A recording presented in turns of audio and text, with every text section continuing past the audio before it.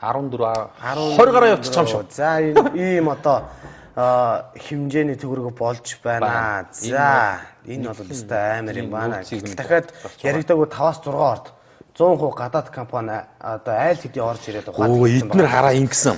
Тэгээд за би энэ дээр бас нэг жоохон мэдээллүүдийг бас орчуулад ингээд бэлдсэн юм. За энэ компани ингэсэн хараа. Одоогийн байдлаар 2000 ингэж байгаа юм. 2002 онд анх Монголын хувийн компани саналаа тавьсан гэж байгаа шүү. Монгол улсын засгийн газарт биш. Үй Монголын нэг хувийн компанид тэр хувийн компанийхаа нэрийг нууцлаад бас нэрийг тавиагүй байна. 2003 онд 100% хөрөнгө оруулах хүсэлтэд илэрхийлсэн байгаа юм. 2004 онд Avicom Mines Mongolia компанитай гэрээ хийж аваад 2007 онд газрын гүнд байгаа оюутлахын залгаа томоохон ордуудыг илрүүлж эзэмшиж эхэлсэн байгаа юм. Залгаа томоохон ордууд гэхэр зэрэг оюу толгой бол энэ ордуудын өнөөдөр залгаа нь болчлоо. Эхэндээ оюу толгойн залгаа ордууд байсан бол оюу толгой өөрөө энэ одоо Хируга энтри чинь залгаа жижиг туслах орд нь оюутлага болж байгаа байхгүй. Тэгээ 2008 онд Хируга хэмээгдэх газрын үнэлгээ гаргаж хувьцаагаа гаргаж эхэлсэн байна. 2009 онд жавхлантын хайгуулын лиценз, олборлолтын лиценз болгож чадсан. Одоо дахиад яах нь вэ? Жавхлантын орд гэж дахиад орд энэ Хируга нөгөө Entry Gold-ийн чи эзэмшилд яригадаад эхэллээ шүү дээ. Хайгуулын лицензээ 2009 онд олборлох лиценз болгоод авчиж 2010 онд Хиругагийн ордод хөрөнгө оруулах төлөвлөгөөгөө баталсан гэж. Ийм асуудал яригдчих штэ. За энэ дээр бол манай үзэгчд бол өнөөдөр бас үнэхээр идэвхтэй нөгөө битэрийн бас тооцоолж чадсан. 12 их 52 тэрбум 400 сая төгрөг. 58 тэрбум 400 сая төгрөг ер нь баяраа тэр цагаа хэмнэх үүднээсээ яг буруу гэж магадгүй гэсэн байна. Гэтэ бас ер нь бол наадхыгаа одоо 2 сая 700 мянган хүндээ хуваагаад ирдэ. Тэгээд нэг хүнд хэдэн төгрөг ногдож чинь цөмөр бас харъя л та. Тийм систем чинь бидний юм ч штэ. Тэгээд цаашаа юм заяа. Цооногийн хариуцж байгаа өөрөөр хэлбэл гүний урхааг нь хариуцдаг нэг компани байна. Hyuga Damet гэдэг. Энэ бол ерөөсөө яах вэ гэхээр зэрэг Монгол улс мустай ямар ч гэрээ хийгээгүй. Зөвхөн одоо энэ Entry Gold компани нөгөө өрөмдлөг хийж олборлох алтыг авч өгчөөл гараа явчихна. Монгол улсад энэ юу ч өгөхгүй. Зүгээр л явна. Одоо саяны тэр их судлуудыг ч аваад гараа хийчихна. Монгол улс мэдчихгүй энийг. Тэгээд дэлхийн зах зээл дээр одоо хөрөнгөний биржүүдээр энэ компани айл хэдийн хувьцаагаа гаргаад ингэ явуулсан. Энэ дээр нөгөө саяны мэдээллүүд нь бас цаашаага хүрэхэд ийм юм биш үү? Дубайн цамхагаас 850 метрийн илүүтэй өндөр болж байгаа юм биш үү? Саяны тэр үндсэн ордын өндөр. Тэгээд Эрдэнэ соёлыг эрчим хүчний яамны мэдээлэл байгаа юм. Ийш нь бас бид нэр хандаж үзсэн юм. Тэгсэн ийм юм байна хөшөө. Энд биш тэр Хируга ордын талаар юу ч байхгүй заяа. Entry Gold гэдэг компани талаар нэг ч үг байхгүй. Манай оператор бас бариад үзүүлэх бах энэ хараа. Энэ бид нар Эрдэнэ соёлыг эрчим хүчний яамны мэдээллийн одоо сайт руу н орж үзэж байгаа. Монгол улсын эрдэс соёлыг эрчим хүчний яамч юм. За сая тийм үү. Одоо энэ албан ёсны вебсайт стратеги газруудын тухай гэсэн байна. Тодорхой ордог стратегийн ачааллуудаа. Тэгээд энд байна штэ. Энд байна штэ. Одоо 5 толгой, нарийн сухад, багнуур, шивоо, марда, доронт 3 булаг гэд энд байна штэ. Төмөртэй. Тэгээд хэрүүгээ одоо тэгээд нөгөө саяны нөгөө яригдсан нөгөө олон ордууд байна штэ. Тэдний нэгнийх нь ч нэр байхгүй заяа. Юу ч байхгүй энэ дэр.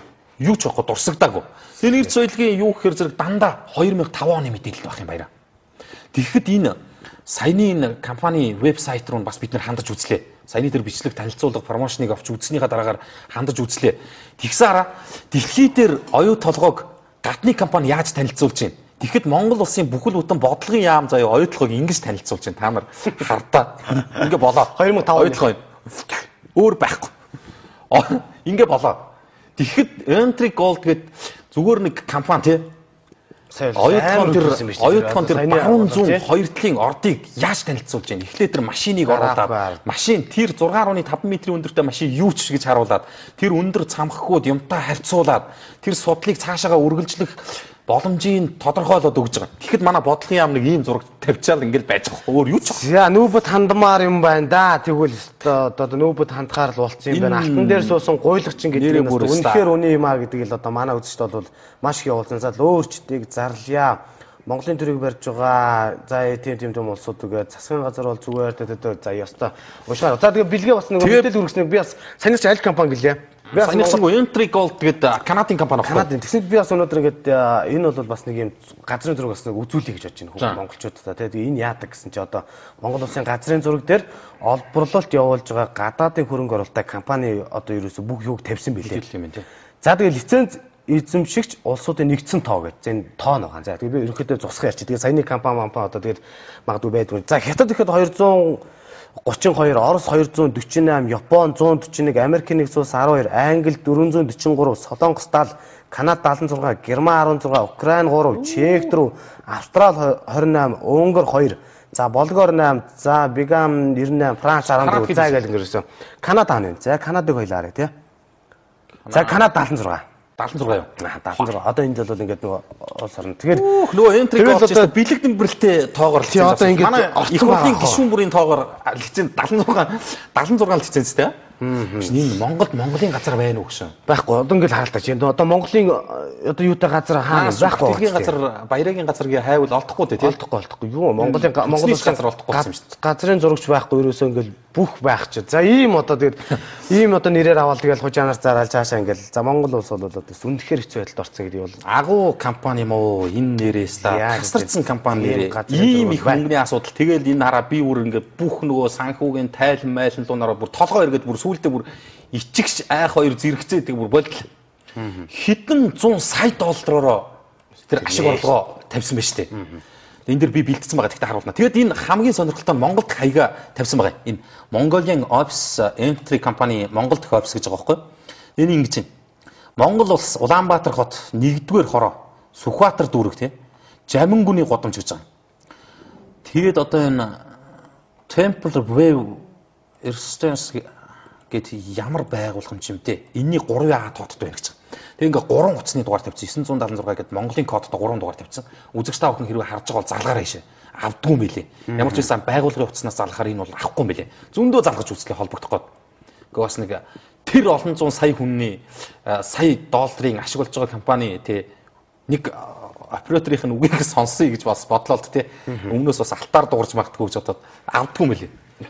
Сонгон гэдэг бас утасны спикерээр бас нэг унц ингээд унчих гэж магтгүй гэж харах тийм. Уу авдгүй юм билээ. Хэвээ нөө юм билээ. Нэг хоёр цагаан толгой нөхөр сууж байгаа гэж бодвол те нэг тиймэрхүү байга бах. Тэгээ энэ за ийм амар асуудал болоо л тест яанда. Энэ асуудал нэрээ өнөөдөр болвол нэрээ дэлхийн анхаарлын төвд байсан хамгийн гол асуудал нэрээ. Бид нар мэдээг байхад одоо дэлхийн улс орнууд энэ компани дээр боцож штэ. Яаж одоо Entry Gold гэдэг энэ компани те нэг багахан хэмжээний хувьцааг олох вэ гэдэг. Яаж одоо энэ хувьцааг нь аль хөрөнгийн биржээс авах уу гэдэг одоо бүрстэ чадхаараа үзэж байгаа байхгүй. За комментууд бол амар энэ би одоо бас хитрхийн уншихаар одоо бас нэг урайлан дуудсан дөрхөрсөн юм болчих юм болов. Тэгээ одоо хоёулаа бас болгоомжтой байхгүй болохгүй шүү дээ. Нөгөө Нефка сайт маань одоо шууд ирэл ерөөсөө За ер нь бол зүгээр алтан дээр суусан гуйлагч гэж Монгол энийг Монгол улсууд ингэж амьдарч болохгүй гэдгийг бол энийг харахаар дуу нэгтэй байна гэдгийг бас хэлээ. Нөгөө өмнөд оюу толгой орд гэсэн чинь энэ байж байгаа юм. Зөвхөн бид нар нөгөө биднэрт нөгөө нэг эрдэнэт шиг төсөөлүүлчихэж байгаа байхгүй юу?